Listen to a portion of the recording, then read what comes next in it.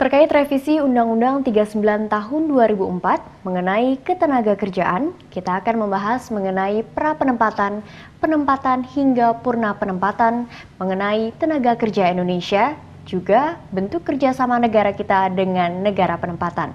Bersama dengan saya, Atsa Cahya, dalam Labours in Frame.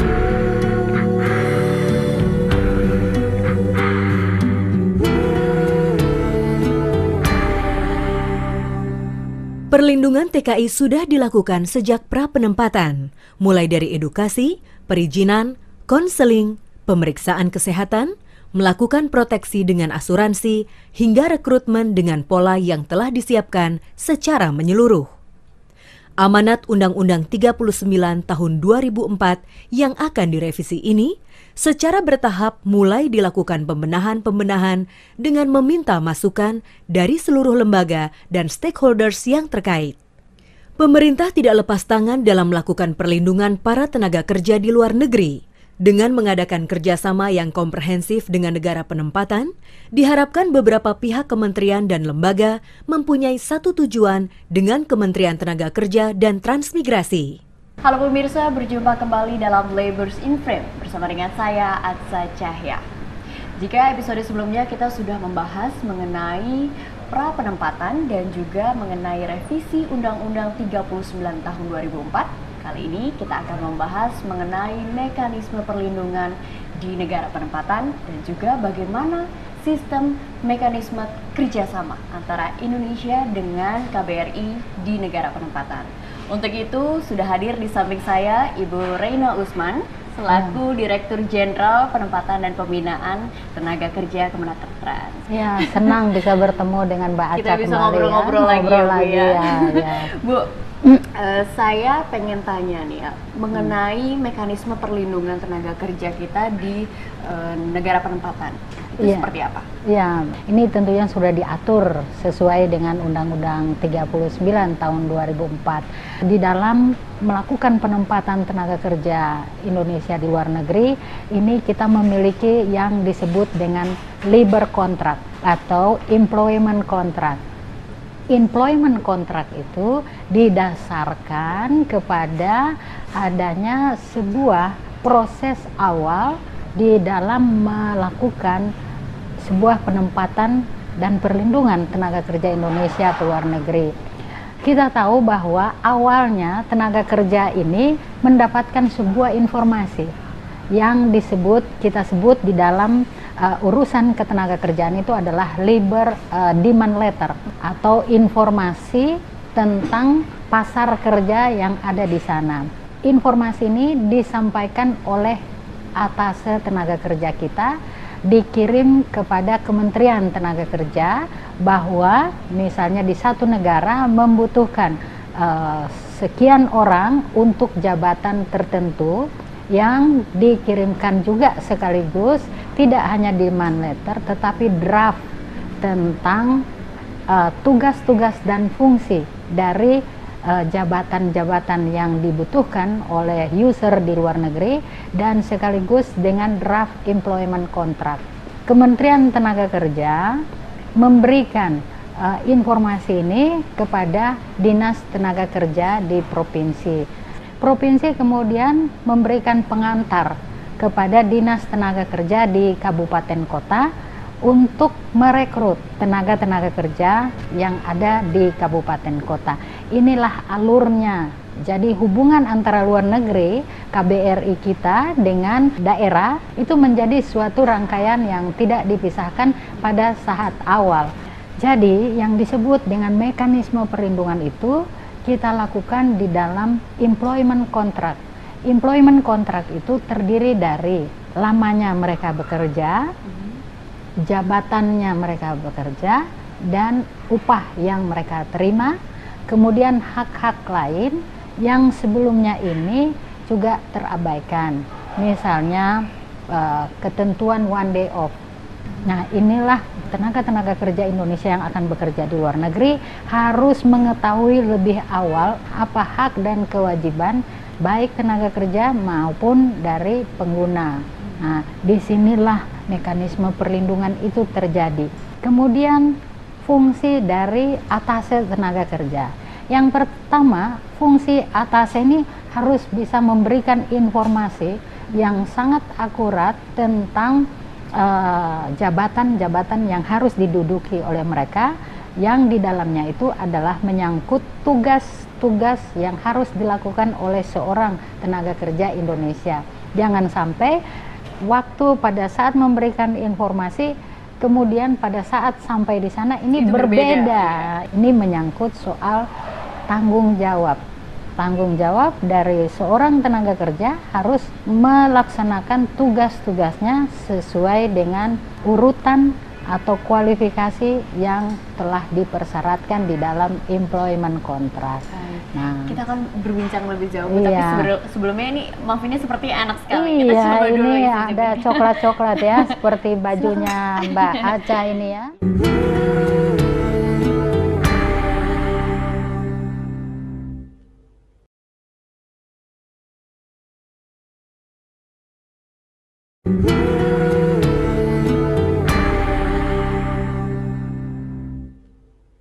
Kita sudah coba muffinnya, tapi saya masih mau ngobrol-ngobrol lagi nih Bu.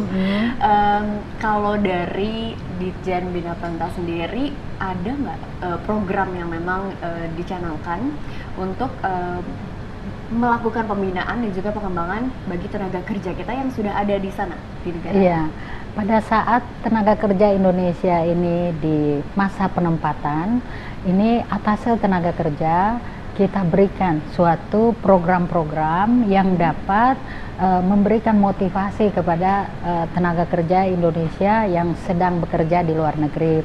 Sebagaimana yang telah diatur di dalam undang-undang, mereka ini kan memiliki kontrak kerja itu 24 bulan plus 1 kali lagi di dalam perpanjangan kontrak. Ini bunyi undang-undang.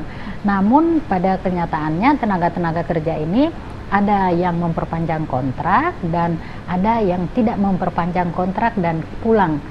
Dan bahkan ada yang belum selesai 24 bulan itu sudah pulang karena ada masalah-masalah. Oleh karena itu, atase tenaga kerja kita titipkan untuk bagaimana membina tenaga kerja ini pada masa penempatan ini sangat penting sekali. Dan saat ini atas inisiatif dari Bapak Menteri Tenaga Kerja Bapak Muhaimin untuk memberikan suatu program yang kita sebutkan adalah welcoming program. Pada saat mereka datang itu mereka wajib untuk melaporkan dan juga kepada agensi yang menempatkan mereka, dalam hal ini agensi di Indonesia, ini wajib melaporkan dalam bentuk AN05 namanya, untuk tenaga-tenaga kerja yang siap dan akan bekerja di sana. Saat ini kita lagi sedang menata tidak saja welcoming program yang harus dilakukan tetapi one day off itu harus dimanfaatkan oleh tenaga kerja untuk melakukan sebuah peningkatan atau development bagi keterampilannya mereka. Bisa datang ke KBRI kita, kemudian melakukan pendidikan atau mendevelop pengetahuan-pengetahuan yang bisa disaranai atau difasilitasi oleh atase tenaga kerja. Juga dilakukan exit program, menyiapkan mereka untuk kalau tidak memperpanjang kontrak, kira-kira apa yang akan mereka perbuat, atau mereka ingin pindah ke negara yang lainnya. Kementerian Tenaga Kerja juga menyiapkan program-program yang bisa membantu tenaga-tenaga kerja yang TKI yang bekerja di luar negeri dengan modal yang mereka dapatkan berusaha di Indonesia dengan usaha yang kecil menengah. Dan saat ini kami sedang bekerja sama juga dengan lembaga-lembaga perbankan kita yang memberikan fasilitas untuk tidak saja mereka berangkat, tetapi juga bagaimana memfinance mereka pada saat setelah kembali. Saya pengen tahu harapan Ibu untuk revisi Undang-Undang 39 tahun 2004 ini seperti apa?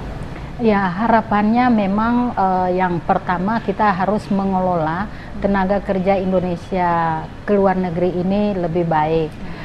Peranan di dalam pra pemberangkatan tentunya menjadi kunci keberhasilan pada saat masa penempatan. Pada masa penempatan pun harus dikelola dengan manajemen yang lebih baik.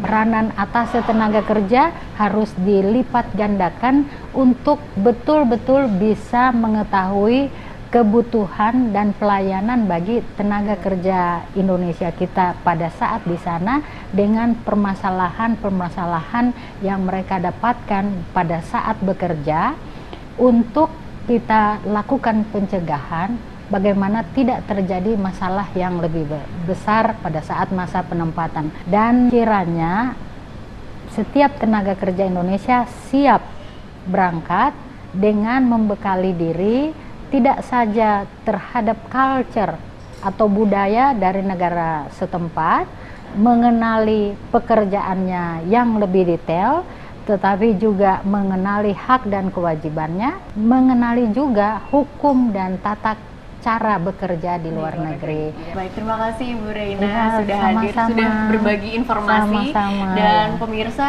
jangan kemana-mana karena sebentar lagi kita akan lebih membahas lebih dalam mengenai tenaga kerja dan juga revisi Undang-Undang 39 tahun 2004. Untuk itu tetaplah bersama kami.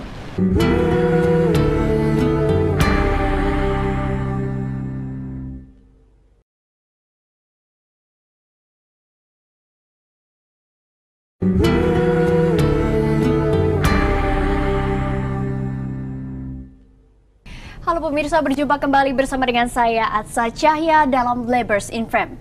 Kali ini saya akan mengajak Anda mengunjungi kediaman salah satu anggota legislatif yang juga sebelumnya merupakan artis dan aktivis. Siapakah dia? Mari ikuti saya. Sebenarnya arah revisi dari undang-undang ini tuh kemana? Kalau boleh tahu. Jadi pertama memang awalnya kita tujuannya revisi ya. Nah, kita mengembalikan ruh undang-undang tentang TKI ini pada amanat dari Undang-Undang Dasar dan pembukaannya tentu saja. Di dalam pembukaan itu jelas sekali bahwa tujuan pemerintah Republik Indonesia dibentuk adalah untuk melindungi segenap bangsa dan seluruh tumpah darah, mencerdaskan kehidupan bangsa. Situ ada persoalan kesejahteraan untuk masyarakat, kemudian juga ada hubungan luar negeri gitu ya, harus seimbang lah, bermartabat dan sebagainya. Nah, inilah yang kemudian harus menjadi arah dari perubahan Undang-Undang 39 2004 itu, di mana kita membuat garis tegas yang mana tanggung jawab pemerintah yang harus sesuai dengan amanat dari pembukaan Undang-Undang Dasar dan Konstitusi, kemudian yang mana tanggung jawab pihak swasta, dan mana tanggung jawab dari TKI-nya itu sendiri. Yang namanya TKI Indonesia ini sekarang disebut orang yang bekerja di wilayah 3D, dirty, dangerous, and difficult. Jadi pekerja-pekerja kasar, tidak hanya buruh di dalam kuli di dalam negeri, tetapi di luar negeri itu saya rasa itu posisinya lebih pada kuli, bukan pekerja. Kalau Mbak Ica mikirnya kan kalau ngurusin TKI itu jadi tanggung jawabnya hanya Kementerian Tenaga Kerja sama BNP 2 TKI kan. Nah, ini yang nanti dirubah dalam perubahan Undang-Undang 39 2004 itu adalah yang namanya pemerintah adalah seluruh kementerian terkait. Tidak bisa tanggung jawab TKI ini hanya dibebankan kepada dua kementerian, Kementerian Tenaga Kerja dan Transmigrasi dan BNP 2 TKI. Karena begitu di luar negeri, nanti ini akan kita katakanlah diambil juga garis tegas. Kementerian Tenaga Kerja dan Transmigrasi ini juga untuk menyelesaikan yang selama ini ada dualisme antara BNP 2 TKI dengan Kementerian Tenaga Kerja dan Transmigrasi. Kementerian ini kemudian mengeluarkan regulasi kurang lebih seperti itu ya sebagai fungsinya kementerian. Lalu BNP 2 TKI ini menjalankan dari regulasi yang dibuat. Sebetulnya yang terlibat seperti saya katakan tadi tidak hanya dua lembaga ini. Ada Kementerian Luar Negeri. Di dalam misalnya Kementerian Dalam Negeri dan BNP 2 TKI tetap menjadi leading sektor dari persoalan buruh. Tapi begitu di luar negeri, Kementerian Luar Negeri itu ya yang namanya KBRI itu juga dia harus menjadi leading sektor di luar negeri. Nah, kedepannya maka yang namanya verifikasi bagi calon pengguna dan agen yang di luar itu dari awal sudah dilibatkan Kementerian Luar Negeri. Keterlibatan pemerintah daerah itu harus jelas dan tegas. Di sebelah mana? Salah satu contohnya apa? Pertama, pendidikan itu akan kita bangun BLK yang sekarang ini orientasinya lebih pada pemenuhan buruh dalam negeri, tetapi ke depannya ini akan juga dijadikan tempat untuk pelatihan mereka yang punya keinginan untuk kerja di luar negeri. Bahwa kemudian bekerja sama dengan pihak swasta tidak masalah, tetapi tetap komandannya, panglimanya itu adalah pemerintah karena amanat dari Undang-Undang Dasar. Nih Teh, terakhir nih aku pengen tanya, kira-kira harapan Teteh sebagai anggota legislatif terhadap lemahnya perlindungan TKI apa? Sebagai anggota legislatif yang salah satu fungsi utamanya adalah persoalan legislasi seperti yang kita perbincangkan selama ini, ya adalah tentu bagaimana perubahan Undang-Undang 39 2004 penempatan dan pelindungan TKI ke luar negeri ini cepat diselesaikan. Untuk bisa selesai itu kan harus dibahas ya, Say. Dibahas itu perintah undang-undangnya mengatakan bahwa perintah dasar hukumnya mengatakan bahwa sebuah undang-undang itu harus dibahas bukan hanya oleh DPR, tetapi pembahasan itu terjadi antara Dewan Perwakilan Rakyat dengan pemerintah, pihak eksekutif. Dan harapan terakhir saya tentu saja meminta seluruh segenap masyarakat, terutama organisasi-organisasi yang selama ini bekerja memperjuangkan hak-hak buruh migran kita, terus mengawal persoalan ini. Teman-teman media juga harus tetap mengawal agar perubahan ini betul-betul isinya perlindungan terhadap pekerja kita. Baik Teteh, kasih. kayaknya waktunya udah. Aku juga harus Asik kan, oh ya harus pergi kerja ya. Kalau gitu diminum udah. Nah, udah keburu tadi. dingin nih. Gak apa-apa deh, langsung pamit aja. Terima Ya. kasih Teteh. Makasih udah, ya. ngobrol-ngobrol dan menjawab semua pertanyaan aku. Jangan kapok ya, Ca ya. Siap kalau gitu. Terima kasih Teh. Ya. Pemirsa, berakhir pula episode kita kali ini dan tuntas sudah pembahasan kita mengenai revisi Undang-Undang 39 tahun 2004 yang berujung pada keberpihakan pemerintah atas kebijakan mengenai kesejahteraan, kesetaraan, dan perlindungan TKI kita. Saya Atsa Cahya dalam Labours in Frame. Sampai jumpa.